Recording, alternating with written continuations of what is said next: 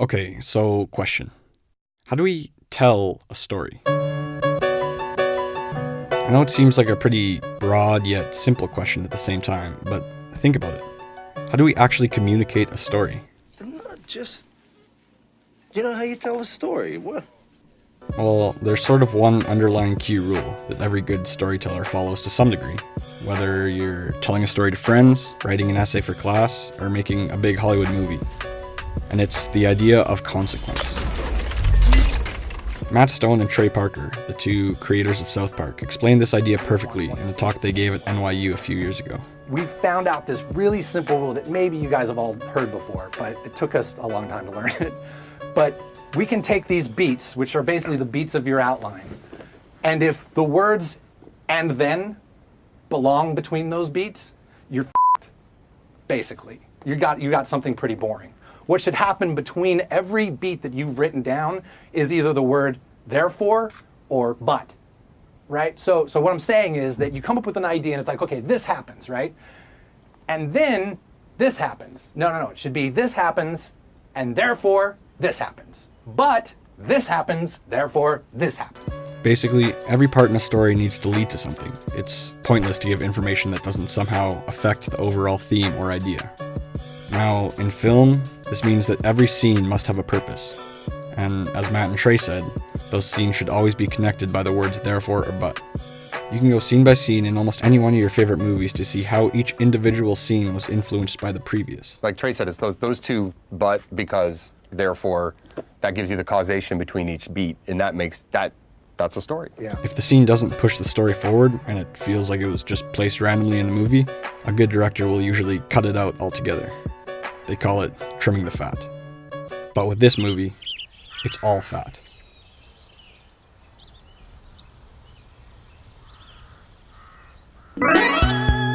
This is Napoleon Dynamite, a small indie film from 2004 which I'm sure you've already seen, and thus I'm sure you have an equally hard time trying to explain what the film is actually about.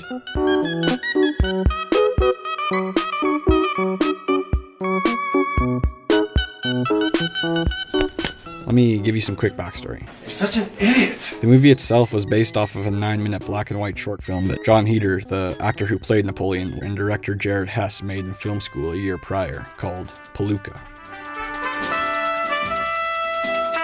Now, the short mirrors the feature-length film in many ways, but I think the most obvious is the way it knowingly handles its overall idea. Let me try to explain what I mean by that. Napoleon Dynamite is not a high school drama film or an awkward teen-based comedy. Napoleon Dynamite is not a story at all.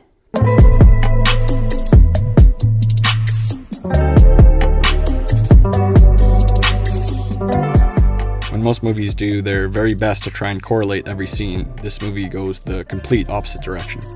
The majority of the scenes in this movie live completely independently, not furthering a plot or adding anything to a narrative. So are you ready? Yeah, hold on. I forgot to put in the crystals. Okay, turn it on. Kills! My back! Kills! Turn off! It's a piece of crap, it doesn't work. Well, I could have told you that.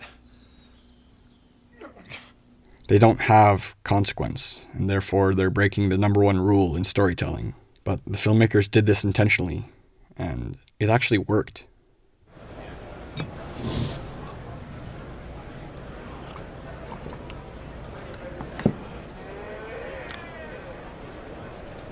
The defect in that one is bleach. That's correct. Yes. So the result you get from this compilation of moments is not a story, but rather a feeling. Tina, you fat lard, come get some dinner.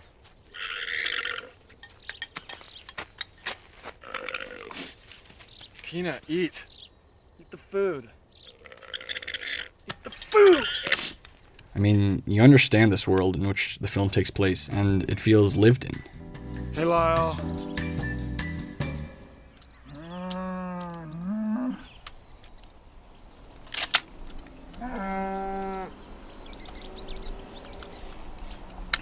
Nothing on there works smooth.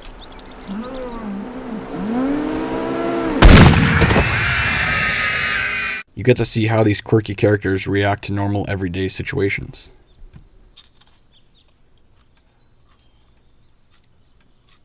Napoleon, give me some of your tots. No, go find your own. Come on, give me some of your tots. No, I'm freaking starved. I didn't get to eat anything today. Oh, God. Gross. Freaking idiot. Now, obviously, there are a few light, overarching storylines, like Pedro running for class president or Napoleon trying to find a date for the dance. But these take a back seat to simply an observation of life.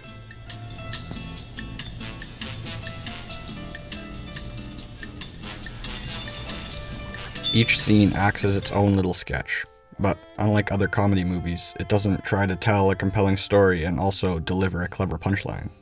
It takes its time and allows mundane situations to be the entertainment. Now, just imagine you're weightless. You're in the middle of the ocean, surrounded by tiny little seahorses.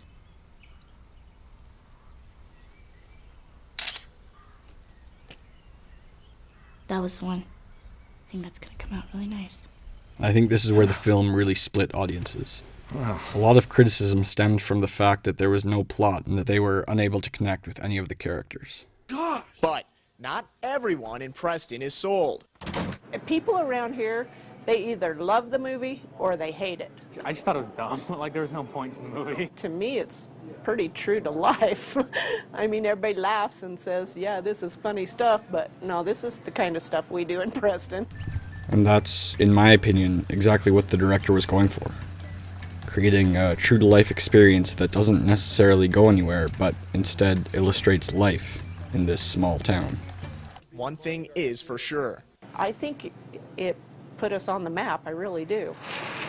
I think people come to Preston just because this is where Napoleon Dynamite was from. A film that focuses on painting a picture rather than following conventional rules of storytelling doesn't come around all that often. But I think it's fair to say that this lightning in a bottle will live forever, in the form of Halloween costumes, TV appearances, Napoleon Dynamite, yeah. dance recreations, and I guess the bronze commemorative statue on the Fox studio lot in Los Angeles. Whether you love it or hate it, the film is unapologetically itself.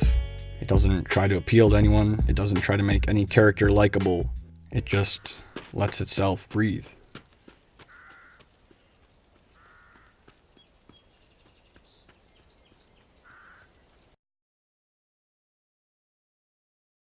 Make yourself a dang quesadilla.